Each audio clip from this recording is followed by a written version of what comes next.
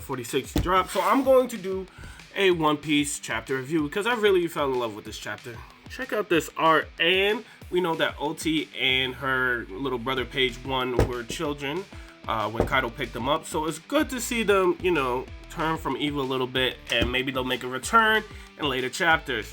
But right now we see them getting together with Yamato and kind of being indebted to her. So let's go into it. Now, the first thing I want to take note of is Gunko taking an issue with them calling her a human.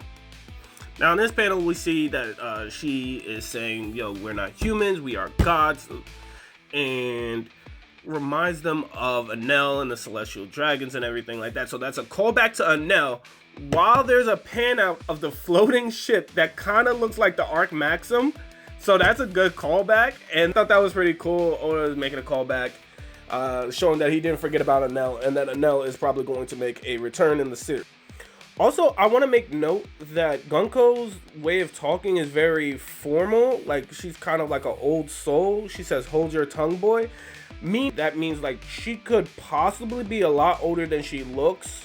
I mean, we know that the Holy Knights have regeneration, and we know that the Gorosei have lived for quite some time. I think it was like 300 to 400 years or something like that. Holy Knights could also live for a very long time.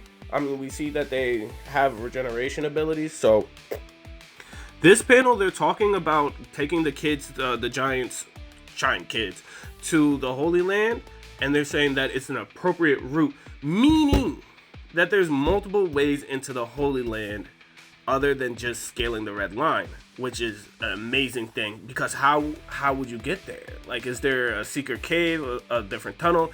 We already addressed that they can't go through the portal in previous chapters, so is there some kind of magical stairway, or there's some kind of sea beast that can climb the red line, that, you know what I mean, that can fit those giant children on there? That seems insane. Now, I also want to take note of this. While they're talking to Gunko still, Brooke points out that she is a Holy Knight, something above the Celestial Dragons. Now, the other Straw Hats have no clue about this, and that makes perfect sense because, well, the Holy Knights is supposed to be a secret that most people don't even know. I mean, they know the Celestial Dragons, but from a distance. So the Holy Knights being above the Celestial Dragons is something very few people should even know. So how Brooke knows this? That's gonna be something to watch out for later, okay? Also, I want to point out how goofy Usopp is this arc. Well, starting out this arc, he has been making some of the funniest faces, and I know Oda is having a blast drawing these goofy ass faces. I mean, just look at this stuff. And they're like, oh, this is supposed to be the Usopp's arc where he's the tough guy. And I was just like, that's not Usopp. And Oda is pretty much showing you, like, okay, this is Usopp. If you have a problem with it, take it up with the author, which is me. So shut up. And I am in love with this new form of Zeus, because not only does it fit within the whole aesthetic of Nami and everything like that, because, well, Nami was saved pretty much by Arlong, who was a fisherman shark, and now she's kind of claimed that power for herself. And using this form specifically, it just ties in so well that you kind of got to sit there and think, like, what the fuck were they thinking? But it's her taking, the power of what was once her fear and kind of using it as a weapon now. On this page, we start to actually talk more about the end of the One Piece world, as, everybody believes it to be. Now, the Celestial Dragons have their own knowledge. The people of Hara, the Vegapunk, and all of them, they have their own knowledge as well. But this is the first time we actually hear it from Gunko herself talking about the end of the world, and it gives us new perspective, right? So she starts off, no one can stop it. She's talking about the vast war that's going to begin, right? The end of the world, and that they want the giants on their side. Now, the giants on their side pretty much is having like a berserker on their side. I think they're trying to get more giants that are like Oars, right? I think Oars and his lot fought in the original war, and they're trying to get something as close as humanly possible. Now, we saw that in the mural, that obviously the giants were involved in it, but I think they're trying to get something as close to it, and I think they're trying to re-educate the children into becoming these bloodthirsty, mindless creatures that they could use as just berserker types. Now, this one got me to my core because Saul is doing everything he can to protect children, right? Now, that goes back to all the way to O'Hara, right? Where he was befriending Robin, that when Robin was just a child and she was getting bullied by the other children, he was her only friend, and so he has a soft spot for children, right? And we can see that when he's protecting the giant kids and everything like that. But now that Robin's an adult and they meet up again, and now he's back in the same position. He's sacrificing himself for children.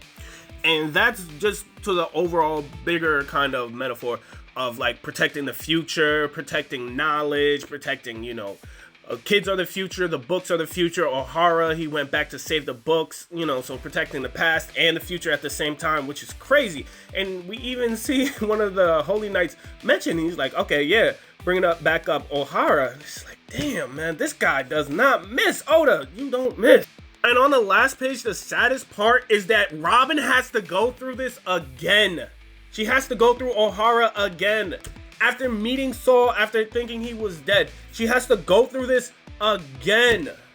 We can even see that. Look, yo, this looks like when she was a child. She's just, her trauma hasn't, healed all the way. And we could even see her just breaking down. And this isn't the normal cool-headed assassin spy Robin with the dark humor. This is child Robin that had to learn how to laugh and do the she. So to see her like that really it hurts the soul, you know what I mean? And we finish up by talking about King Harland, the deceased King Harland, and his departure from the ancient giants and their berserker ways, exactly what I was talking about earlier in the video, and that how they want to use them as berserker slaves, but because he gave them knowledge and intelligence, they're not these berserker types that just want violence and everything like that. They're intellectuals. And that speaks volumes, because he's like, they're not these mindless soldiers. They're these scholars, these new scholars. The new scholars from O'Hara. They have all the knowledge from O'Hara. They have the owl of wisdom and a giant tree. Yeomanguard. This was a great chapter. Yo, thanks for watching the video all the way through. Yo, if you want to see more stuff like this, please like, subscribe, and I'll catch you on the next one. I'm gonna do this week after week.